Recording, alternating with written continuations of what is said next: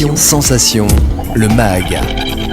Bonjour à tous, bienvenue sur Sensation en association avec TV78. Je suis aujourd'hui avec Violaine Denis, présidente de l'association Biawsom, et Lorraine Trouba, metteur en scène, comédienne et autrice. Bonjour. Bonjour.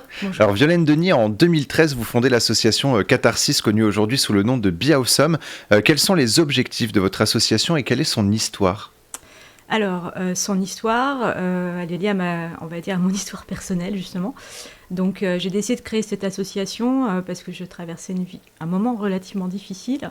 Et du coup, créer cette association a été pour moi une façon de reconstruire ma vie sociale et ma vie personnelle. Et surtout, c'était aussi une façon de redonner, le rôle de premier plan à des artistes, dont Lorraine est là, parce que pour moi, les artistes ont un rôle social et majeur pour générer des rencontres qui soient propices d'entraide, de convivialité et de réconciliation, d'où le nom de l'association, l'art de la rencontre et de la réconciliation. Sur votre site internet, vous mettez en avant le souhait de lutter notamment contre l'isolement social, le harcèlement, la maltraitance ou encore le manque de civisme. Pourquoi ces thématiques vous tiennent à cœur ? Alors, c'est vrai que quand on a lancé l'association en 2013 avec un collectif d'artistes, parler de lien social, c'était un peu conceptuel. Aujourd'hui, tout le monde va comprendre de suite. On sait maintenant que pour lutter contre ces maux sociaux, il faut impérativement passer par la qualité des relations entre nous. Aujourd'hui, on est tous conscients que, on va dire 80% des relations que nous vivons entre nous sont gorgées de tensions, de malentendus, de violences. Donc c'est tout un travail de travailler ces relations qui par la suite vont générer forcément moins d'isolement, plus d'entraide, plus de sens de l'autre, plus de valeurs qui justement permettent de mettre fin, j'espère, un jour tous ces maux. On l'espère un petit peu tous. Les artistes sont souvent, vous l'avez dit, au cœur de vos événements et de vos activités. Si vous êtes invité aujourd'hui, c'est justement pour parler donc d'un nouveau projet, les ateliers d'écriture spectaculaire, un projet tourné vers les maisons de retraite. Quels sont les objectifs de ce projet et pourquoi les maisons de retraite ? Pourquoi les maisons de retraite ? Ça, c'est une question...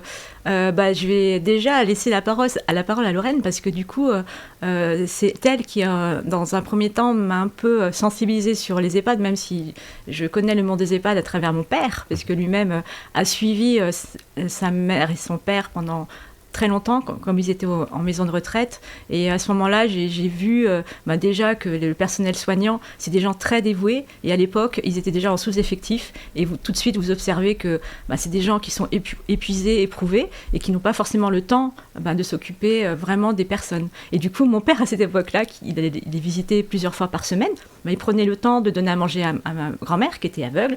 Il la lavait et il la couchait. Donc voilà. Donc du coup, c'est aussi pour ça que j'ai eu envie de travailler dans les EHPAD. Oui, alors pour moi, les EHPAD, c'est très important parce que c'est le lieu où sont nos aînés. Et donc, c'est des gens qui ont une vie remplie de plein de choses, qui ont contribué à la société pendant longtemps et qui se retrouvent, une fois âgés, un peu rejetés, un peu mis au banc de la société, entre guillemets. Souvent, les EHPAD, ils sont éloignés des villes, ils sont un peu cachés, alors que les personnes âgées, ils ont une expérience, ils ont des choses à raconter très importantes.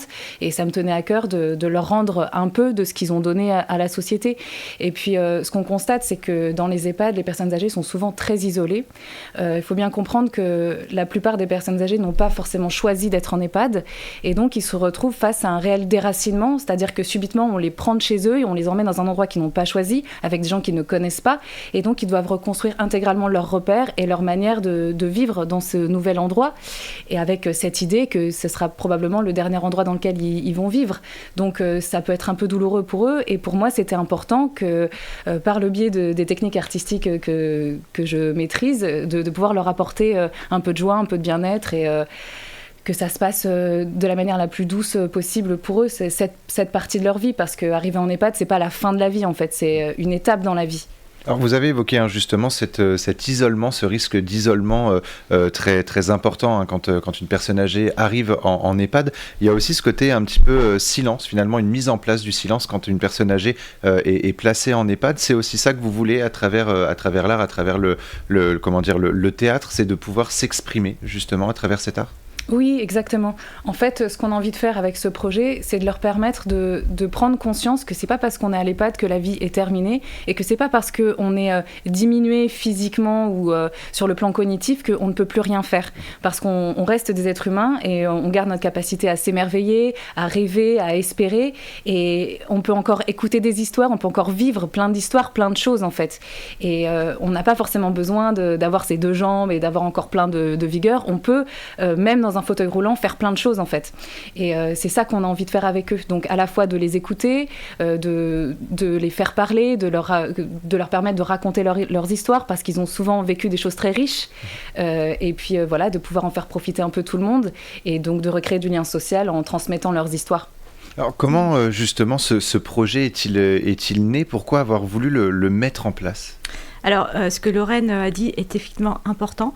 Et justement, ce qu'il faut dire aussi pour faire le lien avec votre question, c'est qu'il y a une étude qui a été faite en fin janvier 2020, après la période de Covid. On constate que la moitié des résidents d'EHPAD consomment des antidépresseurs et un tiers est en situation de détresse psychologique. Et cette étude qui a été réalisée par le ministère de la Santé, c'est lié au fait que les personnes vivent dans une situation d'isolement social très importante. Et aujourd'hui, on sait que l'isolement social est un facteur de vulnérabilité psychologique très forte. Et un des moyens, en fait, d'aller au-delà, c'est de créer du lien social. Donc du coup, par rapport à ça, pourquoi nous, on veut travailler dans les maisons de retraite, c'est que maintenant, on sait que quelque part, ces maisons de retraite, elles sont en situation difficile, non pas parce qu'elles veulent maltraiter les résidents, mais c'est parce que d'abord, il y a le vieillissement de la population. Maintenant, dans les maisons de retraite, les gens qui rentrent sont de plus en plus âgés. Qu'est-ce que ça veut dire? Ça veut dire des pathologies plus lourdes. Donc ça veut dire qu'il faut des aides-soignants qui soient formés. Il y a un problème d'effectifs, parce que comme dans les médias, on casse l'image des EHPAD, effectivement, ça devient un métier peu valorisé.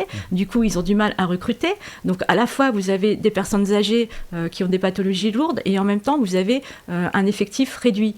Et du coup, les maisons de retraite, elles font tout pour au moins, à minima, offrir un suivi médical, faire en sorte de bien accompagner les personnes âgées dans leur quotidien, ce qui fait qu'elles n'ont pas le temps de s'occuper et de proposer une animation qui réponde à leurs aspirations psychologiques, intellectuelles, culturelles. Même si les animateurs actuels font déjà un très bon boulot en proposant diverses animations, mais c'est vrai que ça ne crée pas le lien, ça ne fait pas de l'EHPAD un lieu de vie sociale.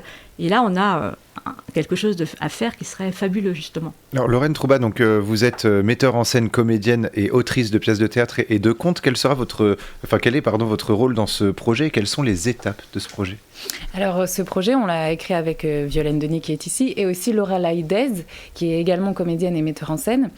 Et notre rôle là-dedans, c'est que... alors, je vais vous parler un petit peu de comment ça va se passer, du projet tel qu'on l'a créé. En fait, on va arriver dans l'EHPAD et on va d'abord faire une déambulation théâtrale qui sera l'occasion là de poétiser le réel des résidents. Donc, qu'est-ce que ça veut dire? Ça veut dire qu'ils vont voir des personnages déambuler dans leur EHPAD et leur parler et leur amener une petite fenêtre sur la poésie et sur le rêve. Et à l'intérieur de ça, on va commencer déjà à leur poser des questions, à les faire parler, etc. Et puis ensuite, à la fin de ce petit spectacle, on va leur proposer des ateliers. Et dans ces ateliers, on va leur faire des exercices pour les stimuler de manière physique et cognitive. Donc c'est des exercices qui sont...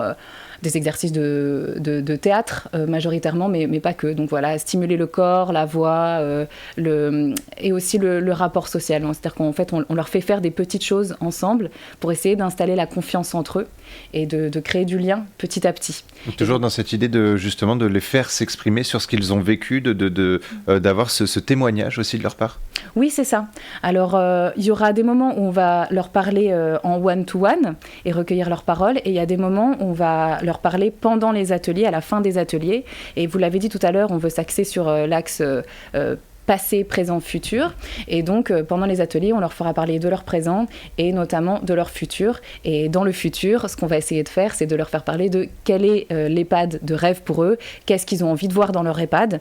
Et pour moi, ce qui est important là-dedans, ce qui me tient vraiment à cœur, c'est que je veux aussi leur faire comprendre à travers ça que le futur existe. C'est-à-dire que c'est pas parce qu'on est âgé qu'il n'y a pas de futur. C'est pas parce qu'on est dans un EHPAD qu'on ne peut plus avoir envie de faire des choses.